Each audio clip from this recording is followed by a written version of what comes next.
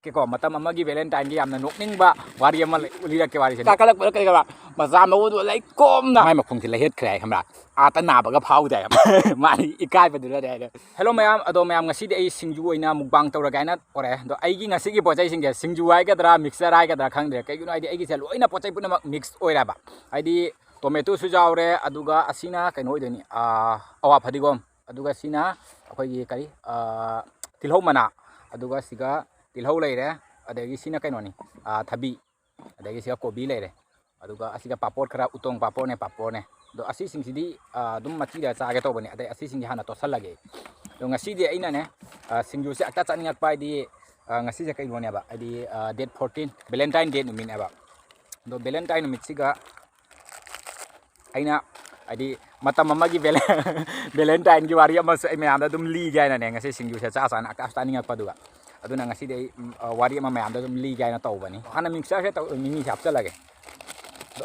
mayam cha cha na wari le ke ko mimi hap challe aduga siga tongaga moroka si aina tongaga moroka si se hana noi khai lage ngasai dagi maning da puraga cha bane ngasi gi kaino si de labuk to ina tawre akhoi gi hingon do maninge adu goina jumda kano to yaba jamna angang sing akhoi gi kairo lekai thangna ba sing angang jamme ba aduna angang sing kano to ri jammi duna lang ba duga no to raba sikoina chara gain do sina kaino ni chana su si se ai siam dan thang ga lagi si potai sing mix to lagi si sing ai mix sana to lagi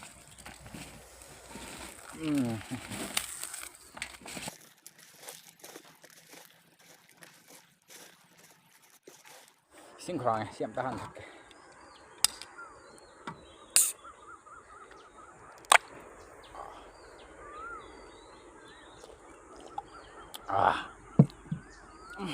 sa ba hu jara ga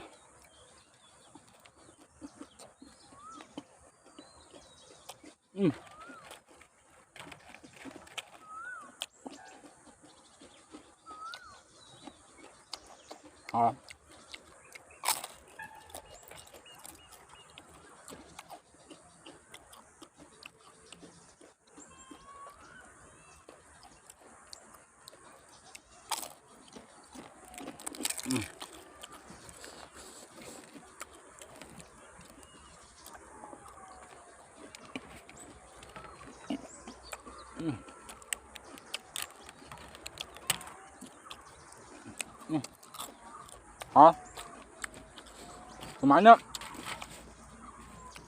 mungkin nó sinh trào vậy thôi sạc khí nó hào quá trời là có kìa đã đấy đúng không vậy sẽ có gì cái nồi này bảo coi na anh class ya class 11 attende college pass ka khat aga na second year dani aina 12 ka ba chahi do na aduga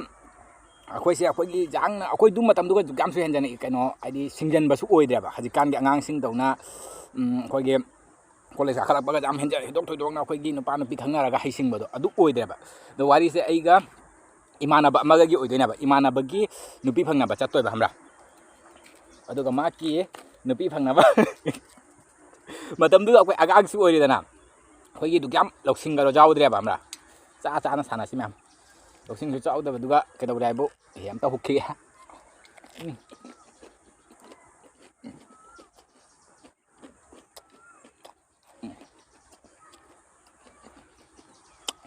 nam sa tin hao sa man cha ta yong singju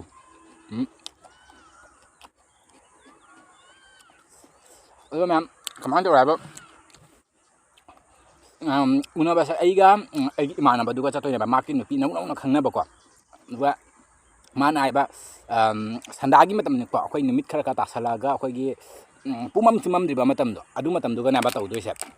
aduga ai gi gari akhoi gari ma cham le me ba adu gari ma cha adu ka na ba chatoi se mana mun hai man ni na chatoi ba adi nupi sina momo thilo hai ba hamra momo se du matam duga ining sangi lupa kun ni na ba man lai ba se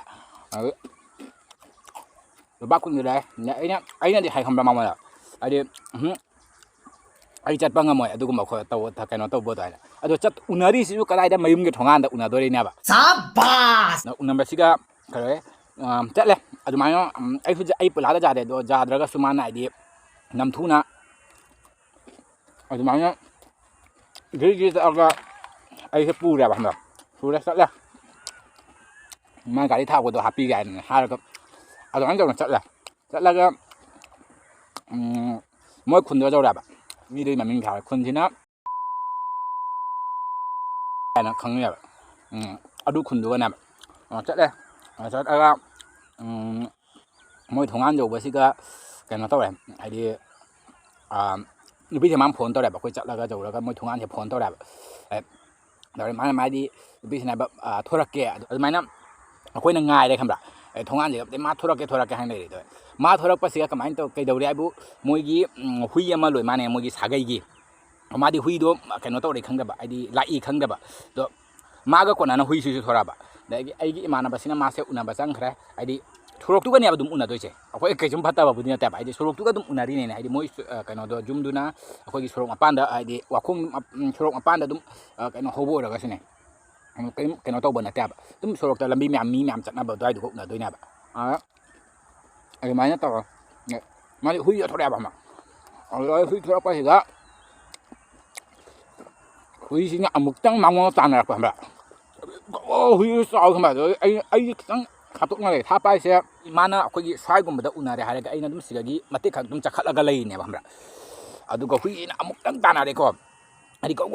không nè mà chuyện thôi đẹp cuối cùng mà sắp cái nó khăng nữa đập mi ủi bớt xí cái này go không nào chuyện thôi đấy quả để ai đi mà nó bớt mà ai đi mà phớt mà đang khăng nữa mà chiên cái này không đập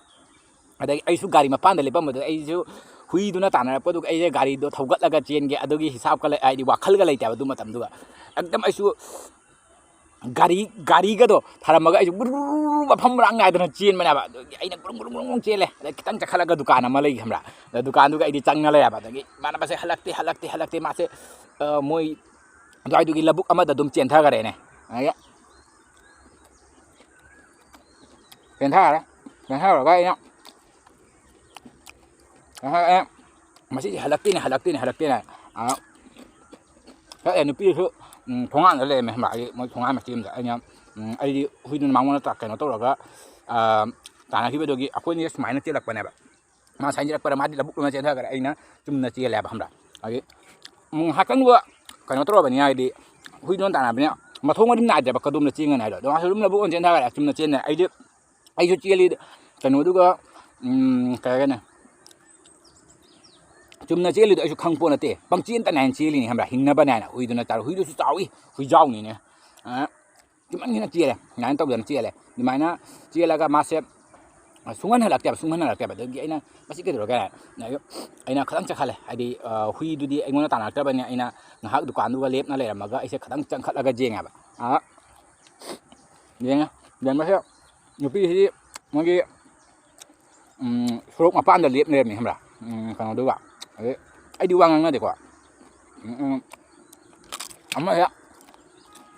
phone tôi mang thằng cái không mà ai đi khali mà sẽ huy nó cái chích nó cái tán này sao vậy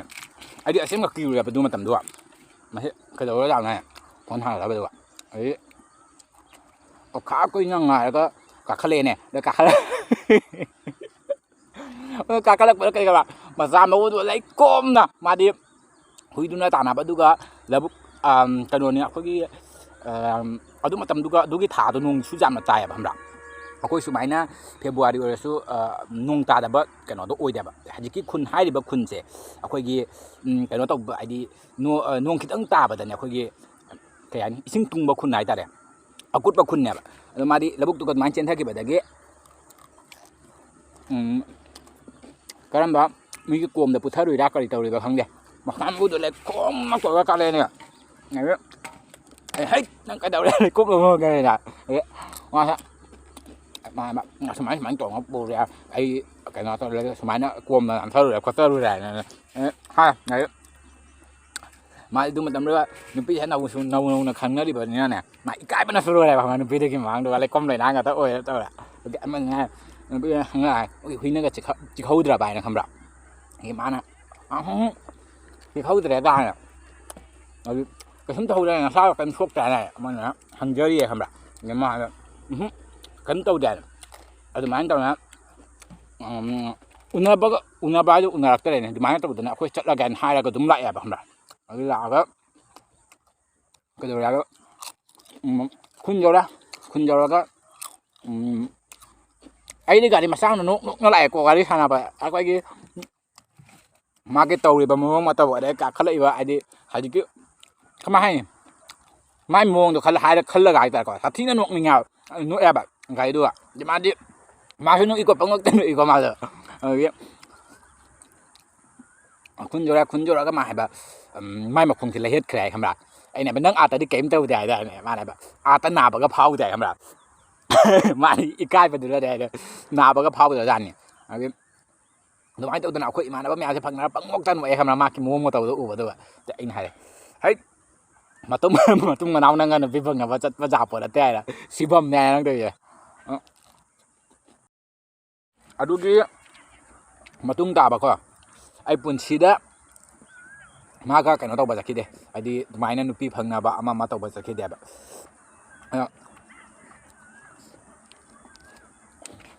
ซึ่งมองจากเลยอ่ะพี่เนี่ยอยากคุยกันอยู่บ้านคนนี้มองพี่เบสไปแล้วเราคนสุดเดียวก็ได้เองดูสิเบลล์จานนึงจับไอ้ก็อยากคุยสมัยนั้นเบลล์จานเดียวให้ดิกิ๊กงั้งสมัยนั้นkhi bao quát vợ được giang cài hình bao kém tàu xe bảo mấy em chất mấy hay nào khôi đúng mà tầm được Iran đúc giao đẹp ạ hay ấy nó khôi là tuyến cả bài thế 2014 rồi đây nè bạn đúng mà tầm được khôi sử dụng Iran cái cả hình Iran kém giao đẹp ạ bây giờ anh gì này nụ ban nó cái phần này ở đây mà thật cái số vậy là nâu nó không nghe bao giờ ở đây cái người khác phải đấm trận lên nè mà không biết sự việc kia lại ở đây mà chúng ta bây giờ mà bảo hết Chatpa vậy mà cả hay là máy nó cái nó to bọc cột vậy ấy này thì hay chơi này đam chặt đuôi xe này thằng đa số sẽ lấy tần số tần lại này ở đây kia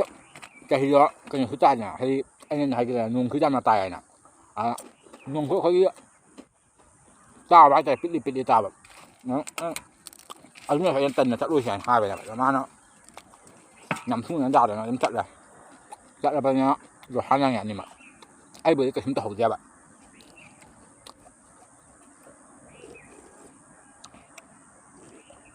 ai kia anh chủ em ai kia anh là đi vào đây xem mà ai cái mà bao nhiêu tiền là mà ninh sang là nuốt tôi thì mới sao mà mình bây giờ hai biết rồi kia con này nô mày mà ta sao bây giờ mà tôi mi tôi mua bằng tôi vui là cái bạn cái ai mang qua đây Wari tôi phải chắc là em để hết là cái ai nó hay là cái em này đi Wari phải chắc là không rồi mà muốn đó sẽ bảo huy đưa ta đã cái vấn đề này mà cái thì phao đi đó ai nông mà ai cái video đó mua bằng đó buồn là cái rồi cái phải chắc là em Wari thằng nào bây giờ gì không ai mà muốn phải chắc là hết là cái bên cái thì phao đây nó huy đưa ta này cái đại trong là chi lui vậy đó cái phải đó order đi đó cái đó ai nông mà ai mua bằng đó buồn là cái hay cái đi mà mình hay rồi còn mua bằng đó buồn là không gặp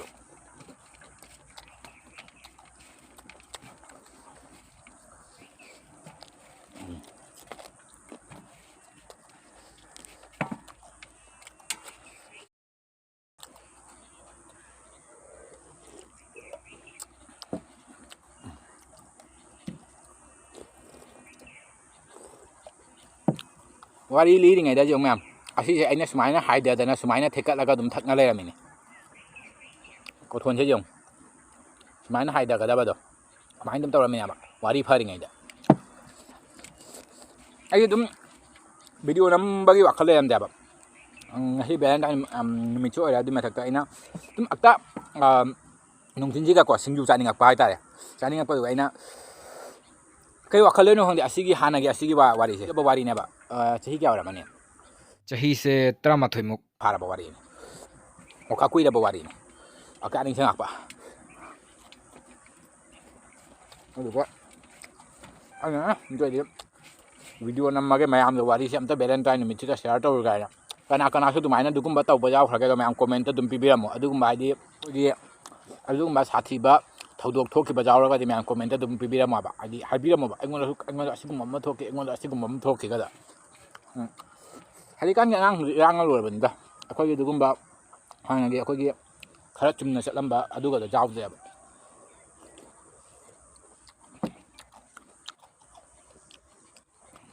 ꯑꯩꯈꯣꯏꯒꯤ ꯑꯩꯈꯣꯏ ꯃꯇꯝꯗꯨꯒꯗꯤ ꯑꯗꯨꯝ ꯃꯌꯥꯝꯅ ꯇꯧꯅꯩꯌꯦꯅ ꯃꯌꯥꯝ ꯎꯅꯩꯌꯦꯅ ꯑꯗꯨꯝ ꯎꯅꯔꯤꯃꯦꯕ